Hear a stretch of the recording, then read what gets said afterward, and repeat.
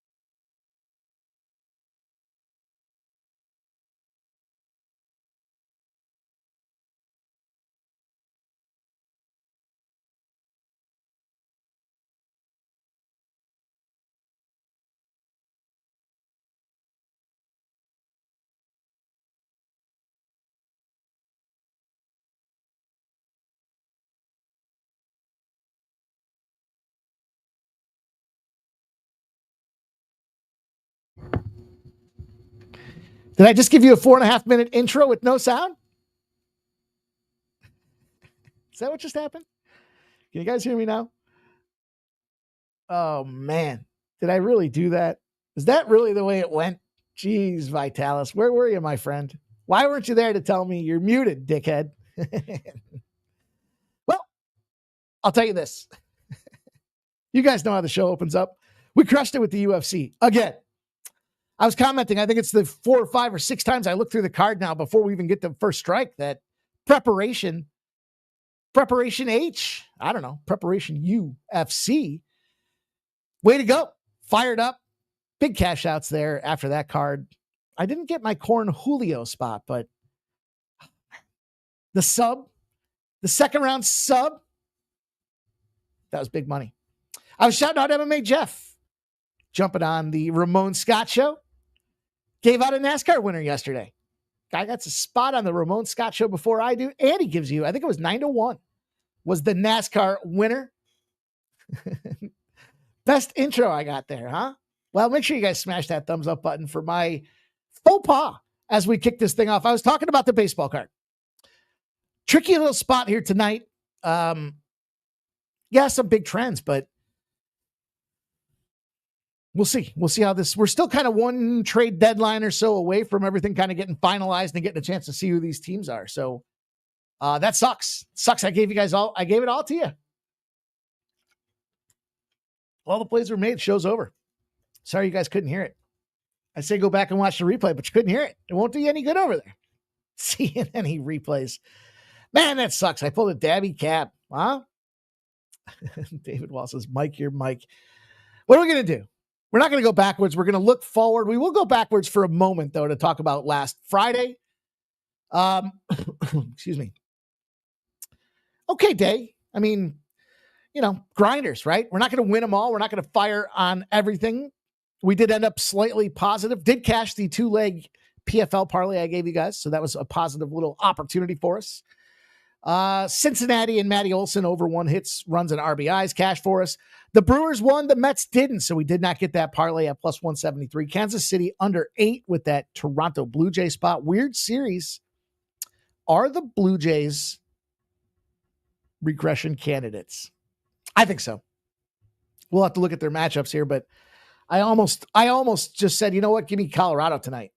It's at Coors. That was a tough series against Kansas City. They really didn't look that great. The Guardians looked all right, though. They won that game 3-2 for us. The Astros lost 2-1 in extras. Heartbreaker.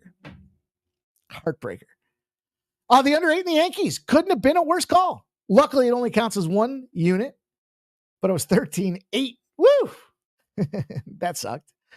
And the Houston and under. Houston didn't win, so that double down on Houston was just not a good call. But we did fire away on the Dodgers. We got that win at minus 130. They shut out Tampa Bay. We got the over 11.5 in Pittsburgh. That was easy as it gets. That thing was 9 runs for Pittsburgh in the first inning. It's crazy. I think it was 11 in the first inning overall, if I recollect all the way back to Friday. We went 2-1 in the WNBA. That continues to be a good spot for us. Just remember, no Angel, no points. And we got that yesterday with the double spot on the unders out there with Chicago Sky team total under and the Chicago game under. We did win that first half with the Atlanta Dream 58-42. They busted them girls up on Friday. And we had our team total under again with the Chicago Sky under 74.5. Dallas did not get the job done. They were winning early in that game. They ended up taking a 10-point dunk Reno and took the L. So all in all, we ended up, I think it was about 1.25 units, 1.5 units. What you going to do? When we come for you, you better fucking watch out because I'm fired up. I'm ready. I'm so excited for this football season. We got some really great things in store for you guys. Got some new stuff coming up too. So it's going to be a lot of fun here. Going to really focus in. We didn't do a ton last year with the NFL and college football. Kind of figuring it out. It was still kind of our first year in the fall season and not enough hands on deck to fire off. But I think this year will be a different story. We will be focusing in. I love college football more than the NFL. Kind of like I was saying with the MMA card, looking through it 4 or 5 times. That's what it takes. And when you got college football, there's 150 games. It's hard to get through that thing a couple of times, but that's what it is. Let's get to work. We got some action that's going to pop off at 6:40. We don't have a ton of action tonight, but you'll see Houston, Miami, San Fran, Pittsburgh, Cleveland, and the Mets. I added the Baltimore Phillies game. Kansas City and Boston will take us out of the Eastern time zone. We'll go to Milwaukee and Atlanta. I guess that's still Eastern. And then we'll wrap her up with a West Coast battle between the Padres and the Diamondbacks here for our action tonight. Sadly, there is no WNBA for us to pound on. Tomorrow, they've got a nice card, so we will fire away. Neon green be the color of choice in the WNBA. Don't forget, you guys do have homework assignments for the UFC show this Saturday. I'm happy to report I've already started. my homework for Saturday. So should be fun. We were talking, I can tell you, we were hanging out a little bit backstage after the UFC show on Saturday, and Ramon, Jeff, and I were comparing notes. I'll just leave it at that. It's going to be a fun segment on Saturday, but it's an early card on Saturday too. So make note. This card does start at 4 p.m. So should be done. I'd imagine we're done by 10, which isn't too bad for East Coast. It gives you guys prime dinner time on the West Coast. So make some nice reservations, because I think we'll be firing. We'll be putting some money in everybody's pockets as we did this past weekend. And just want to thank everybody for coming out. Now we do have to work. We do have moves. We got some 640 moves. So we're going to get to it. But you know, the most important thing to do to support this show, lots of ways to get involved, get our premium plays, get some extra love for the squad out there, because we are not big business supported. Anytime you guys donate, gift memberships, or jump on board with the Win Club, we do appreciate that. That means a ton. Again, there's just, there's no salaries being drawn off of this thing here. We don't have corporate America sponsoring us. Although, I don't know if I'd want that anyways. Good news is we can curse early in these shows. Corporate America probably frowns on that. However, it's thumbs up time. You guys know the deal. When we're in the show, you smack the thumbs up. When we're out of the show, you guys do a terrific job with the comments. I appreciate them. Ramon appreciates them. Jeff appreciates them. The whole squad here at Sports Money appreciates them, but it's that time. If you haven't done so, it's just good business. Get the fuck in here, smash that thumbs up button, and let's cap some fucking games. Let's go.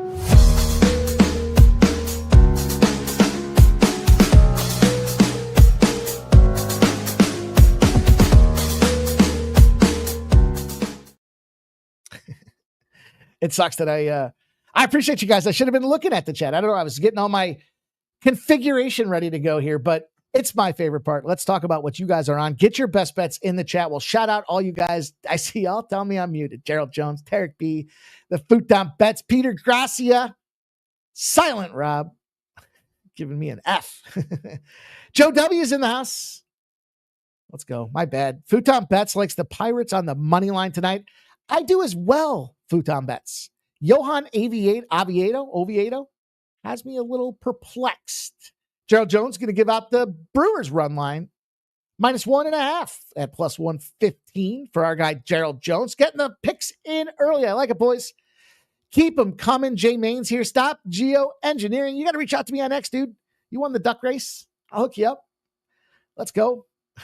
Futon Bets thinks he blew out his eardrums. David Wallace is rocking. Appreciate all you guys. There's my guy, Vitalis. Let's go. Let's get it back. Let's pick it up. Robert McCormick's here rocking and rolling.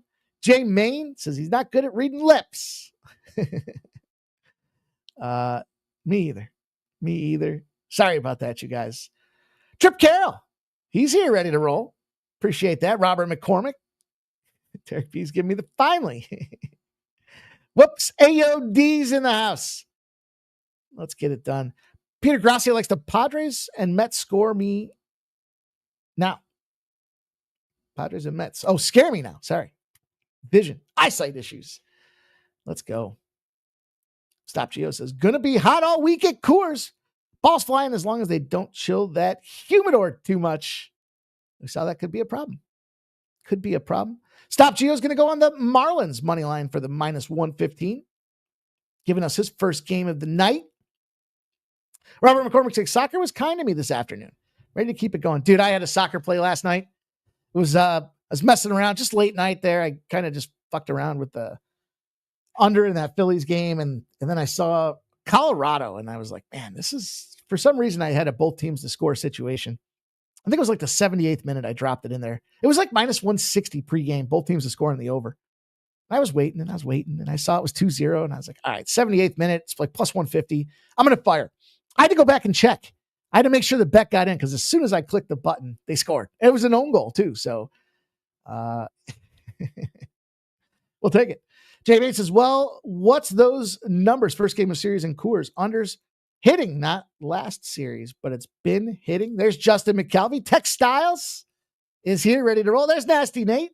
Do the Sox smash? Jimbo JPC's ready to go. Tarek B likes the Pirates, Yurfie, and the over 9 in the Marlins game or the Orioles game. So that's a good way to kick this thing off. Oops, it was plus 115. I had that in there. That was the Jean Adjid. I don't know. Whatever. It cashed. It cashed last week. Here's what we're going to do. We're going to attack this first game here with Houston and Miami. You guys heard my breakdown last week when it comes to Miami and some of these home unders. Yeah, the perception early in the season was team totals over. But as things have settled down, I guess, across Major League Baseball, we have seen quite a few unders for these Marlins. We'll talk about some of these trends and some of these pitchers in just a moment here. Twins and Tigers. I'll tell you this, big time line movement to the Tigers. 91%, 95% of the cash on the Tigers. Sunday night baseball team. What a great series that was. Phillies. And I want to shout out our guy here, our newest closer, firing. Highest recorded pitches at Citizens Bank Park. Big stuff coming up for these Phils. Look the fuck out. But the Tigers did have to travel back home after that. Maybe a sleepy spot. I don't know how you get back to Twins, although the Twins did just fire off against Cleveland. So I'm just going to opt to stay away from that game. I thought there was plenty of other goods happening here. Now, this Marlins team's got some steam. It scares me on the Marlins because they're now minus 120. 63% of the bets, 51% of the cash on the money Marlins. One of the most profitable run teams in all of baseball. But tonight, you got to lay the 2 runs if you want to be on the run line business with them boys. And this 9 has dropped to 8.5. I don't even know where 9 was. Maybe that was 2 days ago on a very limited book. It dropped to 8.5. It's been sitting at 8.5 since last night. I was looking at it probably around 11:30, 12 o'clock. And it was 8.5. 77% of the bets, 79% of the cash are on the over. It's not really moving. A couple cents now since I prepped these graphics because it's now sitting at minus 109. But it's Sandy Alcantara. Now you look at his numbers, you see that 6.36 ERA. Does that scare you? I don't know. He's been firing lately. I'll tell you, I'm not scared of Jason Alexander. Not the Seinfeld Jason Alexander, not the baseball Jason Alexander. Jason Alexander overall numbers, when you look at this guy, man, he's got an 8.03 road ERA. His last 7, he went into the 5th inning, but they kind of gave him the early hook when he got some ducks on the pond. He had 5 hits and 2 earned runs. One of them was a homer. So I don't know if we see that bounce back situation. He had 2 prior starts where he went 6 innings, but he's kind of like a 6.3, 6.5. Maybe this is that pivot back where he gets the 6. In any event, though, for me, this was one of those spots where I have intersecting zeros. You know, we love to fire on intersecting zeros. Fire we will. Under 8.5. I don't like this late movement. Maybe there is a little thought of concern for Jason Alexander, but bottom line, the margin of under on these games is so widespread that this line is too wide, as we talk about with the UFC. First and foremost, Alcantara. If he allowed a walk and faced less than 25 batters his previous start, he's 8-0 to the under. In other words, showing command and control, excellent extension, 5.8 average runs being scored. Miami, if they allowed multiple runs the previous game, fire back to the unders. They got themselves a perfect 16-0 to the under if they came off a game where they allowed multiple runs. And you got Sandy coming back in. I thought those two kind of dovetailed and fit together perfectly. The average number of runs we're seeing there are 5.3. And it's Houston. With lack of production on a total greater than a 7 in non-divisional contest are 11-0 to the under. Totals greater than a 7. They got busted up by a loss of more than 3 runs, and they left less than 8 runners on base. In other words, they just got busted up. Their offense wasn't generating shit, and they're averaging 4 runs a game total, both sides in those games. Lower scoring affair. I get why the Marlins might be the look for some of you guys. I can see that. Nasty Nate says, of course, the Red Sox smash. Jimmy, money, Mike Marlins. Tigers minus 1.5. Nasty Nate says, do squirrels climb trees? They sure as fuck do. Jimmy likes the Phillies minus 1.5 and the Miami money line. Gonzo's on the Pittsburgh money line and the Boston run line. Love you guys getting the action in. Justin McCalvy's giving us Stowers over 1.5 bases. Plus 107 in his back pocket. Maybe a side pocket. I don't know.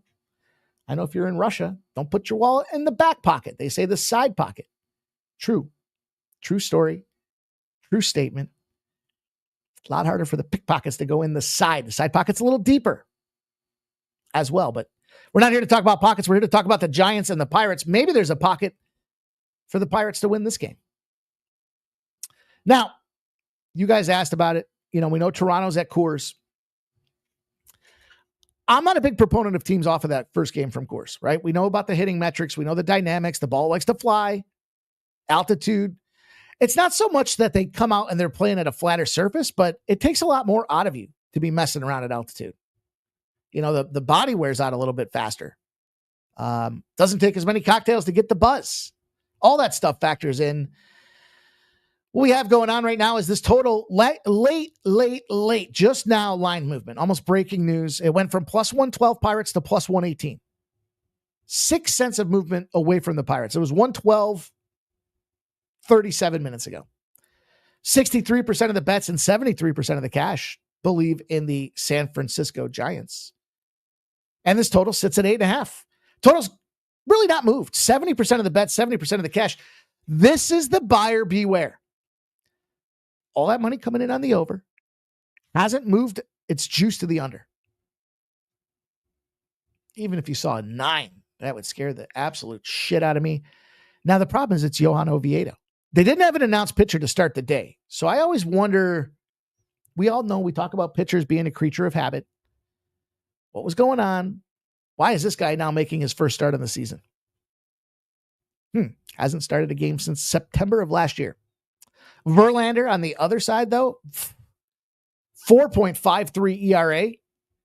And worse than that, this guy, he is literally the least profitable pitcher in baseball, Verlander. So I can understand why the Pirates, at least at first glance, make sense. I don't like that last minute movement. That does concern me. When we look at Verlander, it's pretty much consistently bad everywhere. He's got that 4.93 road ERA. And I kind of approached this game and thought about it.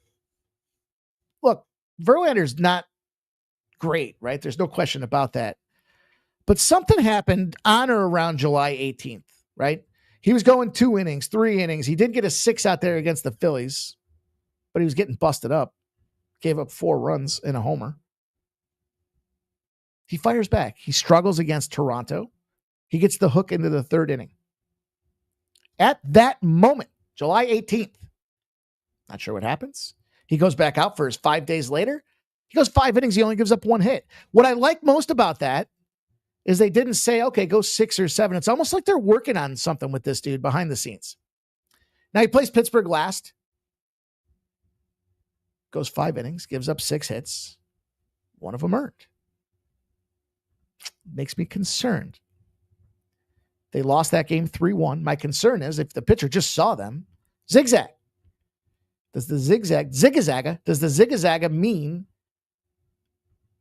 San Francisco's a live spot in this game? I don't know. It's hard to tell what we're going to get out of Oviedo. I mentioned his last start was September 27th. He likes to give up runs. But that was last year. So it's really hard to see. He was on the 60-day IL. That's the bottom line. He's coming in from 60-day IL. Had a Tommy John factored in there. It's tough to say you want to get him on the Pittsburgh bus. I get it. I take the shot with the plus money with him. The spot that I want to roll into, though, is, again, back in unders. We got the team coming off of Coors. We got the Giants kind of on the struggle bus. And here's the thing. When Pittsburgh plays home against the National League, the unders have hit 6 times. It's 23-11. 23-11 over that 34-game instance for Pittsburgh home unders against the NL. Verlander, not a huge favorite. If he's 190 or less, total somewhere in the 7 and 9.5 range. He's been dealing unders. He's got 6 in a row. Matter of fact, he's gone under 77 times. He's only gone over 28 times. I was thinking about the first 5. I opted for the full game. I just thought, it's Monday. Let's not put ourselves in a overstretched position where we, last week we were down 3 units Monday. Then we had 7 units of gain on Tuesday and almost 7 units of gain on Wednesday. I don't want to be in that position. I want the 7 units of gain. I just want to spread it out a little bit more. I don't want to have it all. I don't want to back Oviedo. There's just a lot of fucking shit happening in this one that I said, you know what? Give me the full game under. Let's count on the Coors and San Fran bats not being the best. We see Verlander in that fire and keeping it under position. And then last but not least, we'll see Pittsburgh's bats probably stay cool. And the fact that I'm looking at the Pittsburgh's bats staying cool coming off of Coors is the reason that I want to kind of look at it and say, I'll stay off of Pittsburgh. Now, Nasty Nate's saying Razor's edge is the Pirates. I wonder if he would still be on him knowing that it just moved against him. That's the issue we have, right? When we give out plays early and they have all day to percolate, what happens? Irish King says Tatis home run. Okay. Next game on the graphic is Cleveland and the Mets. Are Cleveland and the Mets? And I'm going to make a play I can't believe I'm doing there. Before we get there, I added a spot. I thought about this game pretty much all day. For some reason, this is one of those games that just kind of had my noggin. Sunday Night Baseball. Terrific close. 2-0 final. Easy under. Only one hit from Bryce Harper. Big line movement. Minus 205 now for the Phillies. 88% of the bets and 94% of the cash on the Phils. I like the over. I was thinking this game's got overwritten all over it. We saw what that series did. But we have 74% of the bets and 79% of the cash on the over. It hasn't moved off at 9. So why is that line frozen? Now it's juiced to the over, in all fairness. It's Jesus and Maury Povich. What a combination. Jesus with that 4.31 ERA. Maury Povich with a 5.15 ERA. This one felt a little bit like that Pirates situation. Why? Because Povich just had a stint on the injured list. And he's got a 5.15 ERA. His whip is what concerns me. It's not just his whip. Like, you're walking and hitting pitchers per inning. You got 1.5. He's allowed 74 hits over 64 innings pitched. So this dude's bleeding runs. Or I should say hits. He's bleeding guys on base. And then you factor in a couple of walks on top of it. That's an ugly spot for a Phillies team that still at home, despite playing the Sunday night game. Didn't have to travel. Game didn't end terribly late. I guess a little bit of an earlier start, but they're at home. They got the fire. They got the motivation. They got the new closing pitcher. Man, Phillies are hitting with contact. Their BABIP, we talk about when the ball gets in play, 291 BABIP. And their isolated power, 6th highest in Major League Baseball with a 195. Not to do a lot of sell job here on the Phillies, right? They kind of are what they are. They crush lefties. They're hitting over a 270. I shouldn't say crush them, but they're hitting them consistently. So they're hitting with power. They're getting the ball in play. They're fighting off against the Maury Povich that's been putting dudes on the pond. And they're doing well against lefties. Not yet, Jesus. That water just became wine. But his July, not the best. 16 runs over 25.2 innings. And he walked 12 dudes. That concerned me a little bit to take the run line. I was looking at it going, I don't want the home team. I know Luzardo, goes 5-6 innings or whatever, but what happens? And now we have closing dynamic bullpen. I get it. But the benefit here is the Orioles do struggle against lefties and they're striking out. So they're not making contact. Their ISO is just a 122. In comparison, that's 4th lowest in baseball. And they're striking out at almost a 25% rate. So I looked at it and said, you know what? It's the Phillies. Let's take the home team. Maybe it is a higher scoring game. Maybe it's a tighter game. Maybe both teams put up runs. But I know Bryce Harper has been an absolute beast. He's hitting a 381 with a 1125 OPS. And he's busting up lefties throughout his career. I'll add him over 1.5 hits, runs, and RBIs. That line got juiced. That line got steamed. You're seeing 2.5s now at plus money. They finally flipped the switch. So that's what we want to see after Harper coming off of a 1-hit night. Granted, he got walked. He did generate a run. I think was that last night or the night before? In any event, I parlayed the two together. I got a plus 133.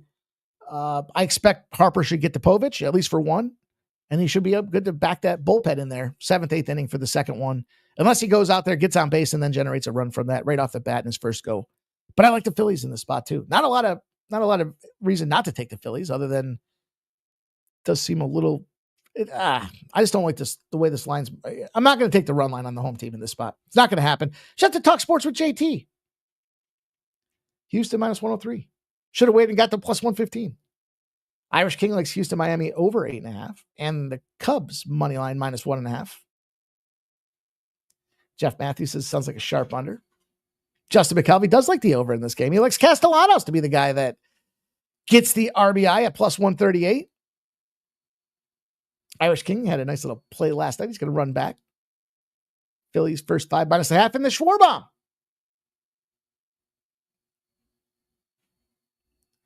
Jeff Matthews says fade the pitcher. That's what I think too. But the counter, Verlander's ass. Derek B says first 5. That's hard to get my action on Pirates. I gave out a free play with the Pirates. Then the line moved. 15 minutes later. I'm like, shit. Jay Main's got an interesting look on the way he's going to attack Maury Povich. Says off the injury, Phillies team total over 5.5 should be easy cash. Irish King thinks maybe Harper goes yard today. That's not a bad look. Of all the guys that have the option, he probably has the best look at it. Let's take a look at, let me just look at something real quick. Oops. I don't know why my voice is. Voice doesn't feel quite right today. It's never a good spot. Feels like there's a lot of effort involved in getting the words to come out of my mouth. You understand the words coming out of my mouth? Nobody on the Philly side has had any hits against Maury Povich. And Tyler O'Neill has 2 at-bats and 1 hit for an RBI against Jesus Luzardo. Ugh. I almost same game parlayed, and to those 2 spots, I almost added the over. But I can't do it. I don't know if you guys should do it. I mean, it is hitting conditions. 6 miles an hour. It's kind of going out to the left side, though, a little longer. Got that hazy Canadian wilderness fires. Maybe that's why the voice is. It's been gray skies. Dusty gray skies around here. Maybe that's what's doing it for me. I'm not sure.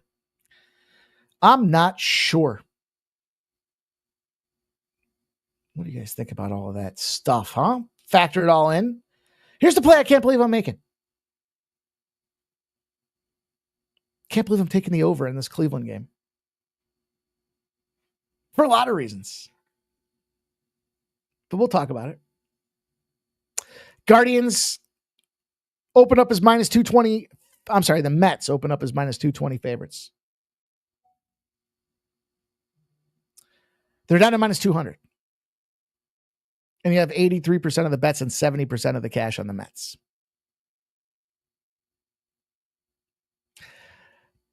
Now, for my Mets friends, for my Mets brothers out there, it's not because I hate the Mets that I say I think Cleveland's a really good play here.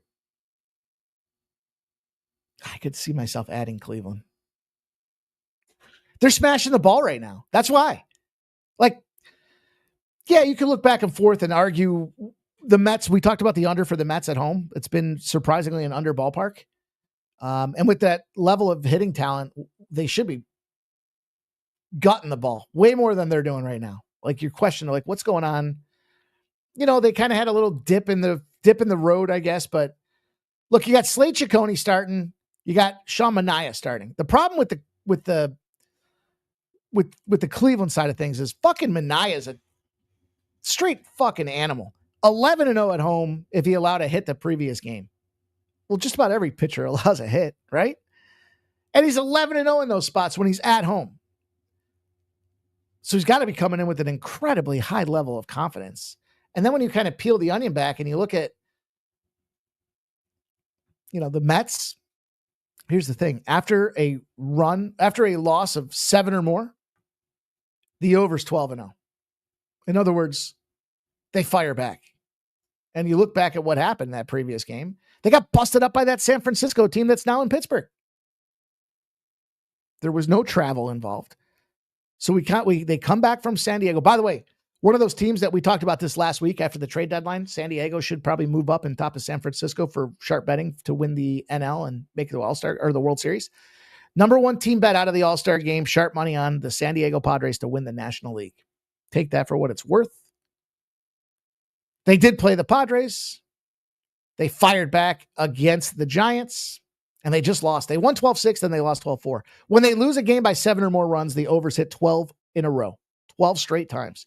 Bats are hot. Their defense is shit. Can you count on the Mets' bets? I know the AL Road Dogs. This is the dog spot for this Cleveland Guardian side of teams. On an over 8 are 18-2 to the over. That's cashed 11 times. So we got the Mets on an over that's cashed 12 straight after getting busted up by 7 or more runs. They lost by 8. And we got the AL Road Dogs and the Guardians. And the reason I could justify, fuck it, I'm taking the Guardians too. That's it. I don't care about Minaya. Fuck you, Minaya. You're going to play 5 innings anyways. Let me get this in. What's the best number I can get? I hate to talk it out there and then come back tomorrow and be like, oh, I talked about it. No. Reminds me of that Eminem song. Thought about it? You guys know how the rest of that goes. I probably shouldn't say it. There's a little bit of late movement. Here's what we want to see. 168 plus 168. That should, yep. Let me just place this bet really quick. I'd rather see. So justification when I talk to you guys, I'm just thinking out loud, just giving you guys a day in the life of what's going on in this dome piece of mine, besides wondering why there's a fucking weird tan line right there, is, do you want to back the Pirates with the unknown Oviedo coming off of Coors in a spot that I think goes under? Or would you rather bet the Bats in Cleveland where you're getting almost 2-1 your money while they're firing right now and hitting 7th best? Yeah, you got to overcome that Minaya obstacle of 11-0. But I like to fade teams when they get to 10. It's hard to get to 11. It's even harder to get to 12. And do we want to count on these Mats bets? Now, the Guardians, if anything, they put the top on. They put the cork in the bat, or they put the cover on the bats for a little bit because they busted up the Rockies. They were at home, but they won 10-4 and 5-0 to close that series. They fired back. They won the first 2 against the Twins, 3-2, 5-4, competitive games, interleague, interdivision battle. That's what I'm trying to say. And they just lost that last one. So they kind of phoned it in a little early. 5-4 loss. They did score at the end, though. I shouldn't even say that because they were down like 5-2, I think was the score. They popped in dribbled in a couple runs there. And then it just wasn't enough. So 4 runs in the first inning was why they lost that Twins game. Let's not overemphasize that loss. It was 4 runs in the first. And they found a way to tow it back and get back in there. And yeah, the Twins were trying to avoid a sweep. So I like it. I think this is a smart play. I'm good. I've more than talked myself into it at this point. Rose Miller. This play reminds me of the Tigers and Phillies last night. That's what the over had me a little concerned. Peter Gracia says DraftKings got the 166. Yeah, FanDuel had the 168. Jay Main says, who let the dogs out? Rough. Peter Gracia says, same in Boston, but the temp's really nice. That's a late ad right there. Cleveland plus 168, so we don't forget about that in the recap tomorrow. All right. I don't know why I'm still thinking about it. It's already done. It's time to move the fuck on. No sense overthinking it. Trep says FanDuel's got plus 176. Really? FanDuel offered me it's a shitty deposit bonus, but still it's deposit bonus. I might just bang him over the head with it. I like that play. I don't want to parlay the two. because I can't believe I bet the over. All right, that's enough. We talked enough about that. I'm on it. You guys know the situation. I told you what. You see how I talked myself into it? It was kind of like I was leaning that way all afternoon, and then just a little shot of enthusiasm. Sock smash tonight. And I'll tell you why in a second. When we look at this overall numbers, big movement. The Sox, I was thinking, what am I? Minus 148, now minus 162. 82% of the bets, 93% of the cash. Maybe I say it too much. Maybe I don't say it enough, but we look at the percentage of bets for anybody that's new here checking us out. Typically associate that with the public betting. It's all the tickets that are being written. It's player props. It's parlays. It's all coming in, and it's coming in on the Red Sox. Then we look at the percentage of cash. And we typically equate that to a bigger better or maybe a sharper better. Bigger bets and sharper bets aren't necessarily aligned, especially when you look at things like the Super Bowl. But we want to see where are the bigger bets coming in, not the guy that's writing a parlay ticket as long as my arm. He's just coming in with a backpack full of 10 grand saying, put the money on, in this case, the Red Sox. What happened is the book said, fuck, we might get busted up by these Red Sox tonight. And they moved it to minus 162. Now the totals come down. The 10 had 56% of the bets and 51% of the cash. Same deal. Public, a little bit swayed to the over. Cash, now that's pretty evenly split. And what was the winning deciding factor there? Well, it's come down. They're concerned that this 10's become 9.5. They want to try to make some, they're concerned about, maybe it was one of their sharper bettors that popped that under and made a move it from 10 to 9.5. So they're in a panic mode. Bayo's going to start for the Red Sox. He's got the 3.19 ERA. Falter will make his debut for the Kansas City Royals. That's always a fun thing to talk about. He's got a 3.73 ERA. It goes up to a 4.17 on the road. He's last pitch at San Francisco. He went 5 innings. He's had a decent run. 7 innings pitched. He only gave up 4 hits. 5 innings pitched. Gave up 2 hits. So I get why the under on the surface looks pretty good. It's crazy. The Royals moves. I said this about the Mets, and I'll stand by it. I said it to our guy on Friday or Saturday. Just stunk of desperation. Moves to make moves. And that's what I think would happen. Houston's in that boat. They didn't really do anything to upgrade their top grade. They just took what was out there, tried to reshuffle the deck. And then the Kansas City Royals. You should be in a position to contend. You've got some great bats. The guy you bring in is Bailey Falter. What's he done that's really impressed? I don't see it. But in any event, I'm not worried about Falter. A little bit more on the Bayo side of things. What do we see from this guy? You know, he's a 3.33 at home. He did just come off of 7 innings. Matter of fact, he's been playing great ball. 9 innings pitched against Colorado. 6.1 means he went into the 7th against Tampa, 6th against Cubs, into the 6th inning against the Dodgers, and into the 7th at the Twins. So he comes back home. And he's not giving up a ton of runs. The more I talk about it, the more I like the under in this one. But look, Boston, a non-rested Boston spot's a scary position. And as I was dissecting it, I was thinking to myself, why is that so much the case? Well, I think they just have better talent at the bats. Now, it's tough to say that against a team like Johnny India, Bobby Witt, Vinny Pasquantino, Salvador Perez, and Mike Yastrzemski. Certainly. But when you look at what those guys have done, they don't have a ton of bats against Bayo. Matter of fact, Johnny India is leading off tonight. He's got 4 at-bats, no hits. Flip side, Gonzalez, Bregman, Anthony, Rev Snyder, Trevor Story. I was thinking about Justin Turner fucked me yesterday on an under. I know he's not here anymore, but he still fucked me on it. It was that Cubs game. In any event, we do have the lefty in Bailey Falter. So if that's the one piece of kryptonite, I guess I could buy it. But look, even your top 2 dudes, Romy Gonzalez and Alex Bregman, are still fucking smashing lefties. 337 and a 332 is my definition of smashing lefties. You can see them 4 times. 1 every 3 you're getting a hit. Chances are they're going to get 2. So I can get down with Boston. I don't want to get involved on the -1.5 run line for 2 reasons. 1, and they're the home team. 2, it's Boston. Now, that being said, the Sox, when they're home and unrested, this is amazing. This blew my mind.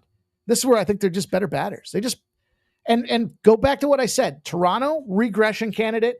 Early in the year, Boston was the AL East favorite to win the division. Now everyone's jerking each other off, talking about taking the Yankees to miss the playoffs. Okay, go get it. Yeah, I mean, you're getting like 4-1. We cashed like 3 4-1s on Saturday night. So that money just seems like a waste to tie it up. But your prerogative. My point is, I think Boston certainly is in a place to elevate themselves here. And when they're unrested at home, they're 17-1. They've won 12 in a row. Even worse than that, if you're in baseball and you've clumped together, remember, teams win and lose. Pitchers win and lose in bunches. Theory, reality. Home favorites on a 5-7 game winning streak to start the next game of the series off. Whoops. Easy, Siri. Settle down, Siri. You're on break. 5-7 game winning streak, game 1 of a series. The home favorites are a favorite for a reason. They're 41-12.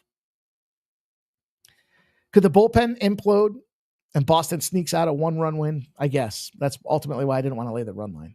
But those are some mighty strong numbers for the Sox. The Sox are going to smash. Shout out to Sean Higgs, my man. So we got a new member out there, and Mr. Sean Higgs. You guys know what he does. He does a little midday money. A late night money. I saw he's got some NFL plays already out there for this week. Trip Carroll says Giants bases loaded, no outs. Yikes. Make sure you do check out our guy, Sean Higgs. Midday Money's fun show. Lots of things happening. Nasty likes the Red Sox first 3. Okay. Justin McCalvey likes Rami to get over 1.5 bases. And the Red Sox. -1.5. He's going for that run line. 1-0 Twins home run. Oh, Peter Grassi, they're listening to us. They're listening to us. Jay Main's going to fade all the gas cans today. He likes the Red Sox first 5 team total over 2.5.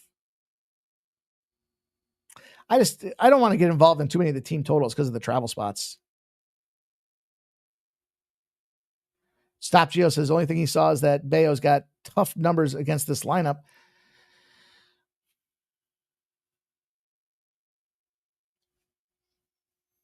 I mean, 4 guys are hitting anything admirable. Bobby Witt's got 8 hits and 8 at-bats and 3 hits. But he doesn't have any work product to show for it. He's got no home runs or no RBIs. They're not scratching runs across the plate. And Johnny India's got 4 at-bats with no hits. Vinny Pasquantino's got 6 at-bats, 2 hits, 2 ribeyes. So maybe Bobby Witt, how's this play out? Bobby Witt gets on base and then Vinny drives him home. Because at that point, Miguel Garcia, he's got 5 at-bats and no hits. Then there's Salvador Perez, 5 at-bats, 2 hits. But I thought when I looked at some of these guys' recent form, they weren't world beaters. I don't know. I'm going to lay the 1. Give me the -1. Peter Crosby says, as soon as they watch the show. That wouldn't surprise me. This guy's go out there breaking the bank. They're up over 100 units in baseball. We better see what they have to say and change the lines. That'd be funny, wouldn't it? We'd have to do the show a little earlier and not tell anybody. The Milwaukee Brewers and the Atlanta Braves. Not the most in-depth breakdown here for me. I'm not going to mess around. I'm going to fucking take the Braves. I'm sorry, the Brewers. Yikes, I hope that wasn't a Freudian slip. 2 reasons. 1, Quinn Priester. 10-2 with a 3.27 ERA. Quinn Priester to get the win. The only challenge I looked at here was the Braves are stupid enough to just fuck around and do something in that 6th inning. Fetty's on the other side. He's got a 3-11 record. He's not scaring anybody. Righty on righty. Fetty, obviously the newest addition for this Atlanta Braves squad out there. Was with St. Louis, gets acquired by Atlanta. Look, I don't know. Let me say this. I've never seen a zebra change its stripes.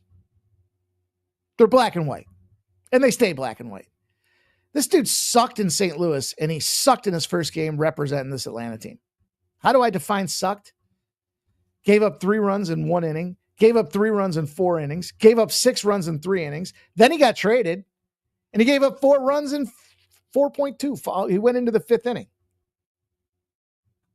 And now you're going to give me one of the hottest batting lineups in baseball? Oh, did you know? Quinn Priester, 8-0 this year on the money line. Killer.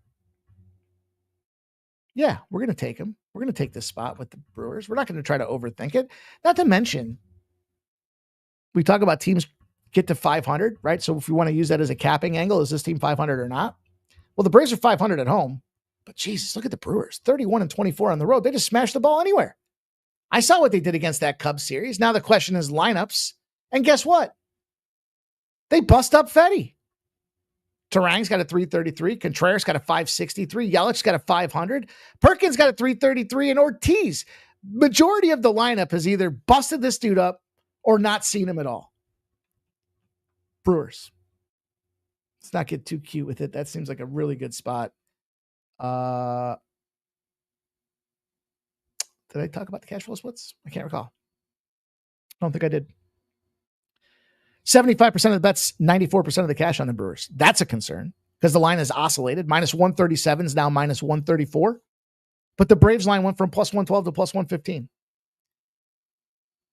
Do we see runs? The total went from 9 to 8. Let's keep our eyes on that because, when they go full run, I like to get back on the other side. 77% of the bets, 77% of the cash are on the over. I don't know how you can get behind Fetty. This is probably a first 5 and a full game spot. Probably a first 5 full game and a Quinn Priester to catch the win. Say no. What's the Quinn Priester win line pay? Talk this out loud with you guys here. I'm pretty stretched out for the early window, so I'd have to see a really nice number before I said, okay, I'm going to jump in on that last minute here, especially because we just added a last minute spot. Let's go. Player props. Quinn Priester.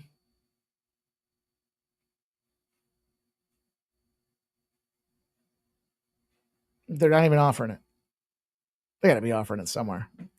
No earned runs, hits allowed, pitcher walks, pitching outs, total strikeouts, walks. What the fuck's going on? Where is it? Can't make this easy for me?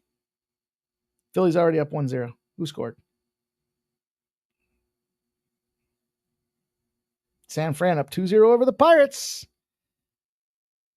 Uh-oh.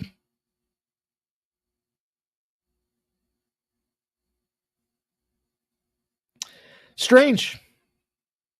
Quinn Priester is going to bust him up. He's getting the win. That's what I read out of that. DraftKings doesn't have it out there. I'm not going to spend any more time looking. I'll check back in FanDuel when the show's over. Cedric. Oh, no. Says Milwaukee game going to be rained out. I hope not. Oh, fuck. Sean Hicks says rain in Atlanta. Oh, no. All right, well, that's going to keep me from adding. I'm already feet taped to the pedals on this. I get my books that allow me. I don't play enough FanDuel, I guess what I'm trying to say. FanDuel allows pretty generous cancellations. Not DraftKings. You want to cancel on DraftKings, they're going to crunch you for 15, 20%. The problem with the rain delay is this Priester. Do we see what we saw with Burns and the Reds on Saturday?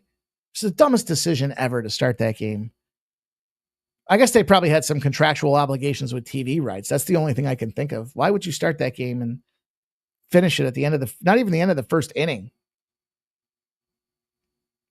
Stupid. Fredbeard says it's raining in Atlanta. Fuck. All right, well, I'm not going to go any further on that game then. I'm going to close her out with the Padres and the Diamondbacks, though. Look, there's a bunch of games in between. I get that. Yankees and Rangers. I like the Yankees, but the lines come down. I don't like the Yankees. I just like the Yankees in the spot against the Rangers. Totals come down from 8 to 7.5. I think maybe the unders will look there. The Reds and Cubs. 72% of the bet, 72% of the cash. This line's come down from minus 154 to minus 134, 20 cents. Toronto and Colorado. I think two really good bets tonight are Cleveland and Colorado money lines. We'll see if I'm full of shit tomorrow, but I'm not gonna 93% of the bets, 98% of the cash on Toronto. They just had a tough series against Kansas City. They just had to travel out to the altitude of Colorado. It's the first game of the series out there. Probably, Guerrero fucking smashes it, but I'm not laying $2 on a team I think is due for regression.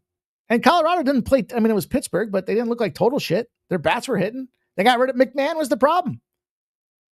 Probably has a bad attitude. Doesn't let anybody play with his PlayStation in the locker room. Anyhow, the Padres and the Diamondbacks will be an official spot that I'm firing on here. This line's come down for the Diamondbacks, 43% of the bets, but 77% of the cash have said Arizona. The total's gone from 9.5 to 9, with 65% of the bets and 67% of the cash. It's Brandon Pfaadt. It's JP Sears. The thing that I like most about this spot is you don't know what you're going to see out of either team. And so if the sharp bettors are coming in on Arizona, the respected betting actions pop in Arizona like a pimple. It's gone from 120 to 110. You got all kinds of moving parts on both sides of this thing. I was surprised. I didn't realize that they were going to be sellers at the deadline with Arizona. I told you, I don't know why you get rid of Naylor and Suarez. You guys were, well, it was that swept series. Was it Houston that swept them? And they said, all right, we're just trading all our parts. Kind of shuffled the deck a little bit, but one thing I know about San Diego, if I bet Manny Machado, he's not getting it done. So if you guys are betting Manny Machado, not to worry. I'm not betting him tonight. But they do have JP Sears on the bump. Gotta thank God he's out of Oakland, right? He's got to be like, holy shit, I can't believe I'm actually on a potential contender here. Now that Padres getting steamed up to win the NL and make it to the World Series. But his performance hasn't been stellar. He's got a little Bailey Falter in him. 5 innings, 4 hits, 3 earned runs. 4 innings, 6 hits, 6 earned runs. 5 innings, 3 hits, 1 earned run. 4.1, 5 hits, 2 earned runs. None of that says stay or play on. So then you got to go to Brandon Pfaadt, good old Pfaadt, and he gets wins at home. He's got a 3.68 ERA. He does play a little bit better at home. Had a tough spot out there against Detroit. We saw Detroit put up runs, so I'm not going to hold that 4.2 innings against him. Let's pull Detroit out, put it over on the side for a minute. He went 4.2 innings. He gave up 11 hits and 7 earned runs. It's not good. But if we look past that one, just that one, he goes into the 6th inning against Houston. He goes in the 7th inning against St. Louis. He goes in the 8th inning against that San Diego Padres team. He goes into the 6th inning against San Francisco. When the competition is strong, with the exception of playing at Detroit, now he's back home. He's been able to ring the bell. Now, I know he's only going to probably give you 5 or 6. Maybe he gives you 7, as we've seen from some of his recent games here. But I don't know. Something clicked. Something clicked for this Arizona team, and I want to take the plus money spot. I'm going to go with the sharp bettors on this one. I think this is a spot where you look at this team. Yeah, it was Oakland, but back-to-back wins, and they're scoring runs. 13 runs in 2 games. Now they're coming back home. They played at a batter-friendly ballpark, and I think Arizona's pretty similar. Padres have been winning, no question about it. Looking damn good. I get why everybody's in love with them. Problem is they're 26-31 on the road, and here's them Diamondbacks, 26-28 at home. I think we see some positive regression for the Diamondbacks and their starting pitcher. I think this is a good Arizona spot. So we'll take the plus 110. We'll cap the show off. Bo on the show right at the 7 o'clock mark after my 4 minutes of talking on a muted microphone. Sean Higgs likes the over. He says everyone's on San Diego tonight. He likes the D-bags. You like the D-bags or you like the Diamondbacks? I'm with you. I'm with you, dude. I think this is the play for us tonight.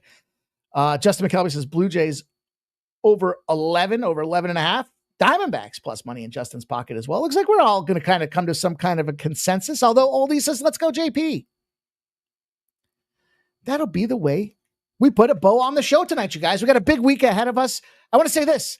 The VB MMA Picks Ramon Scott Show will have their live premiere at 8 p.m. So 1 hour from now, Get ready. I told you, man, our success rate for the UFC has been sky high the last couple of weeks, and it's because of seeing this card multiple times. Look at the VB shows gotten pushed up to Mondays. We're firing away on Wednesdays. We got new graphics. We got new detailed data. We got PFL breakdowns we're given, and then we got the Dana White Contender Series that starts next Tuesday. So if you like MMA combat, this is the place for you guys. Smash that thumbs up on the way out the door. Best of luck with your action, and make sure you check out my guy Ramon Scott tomorrow.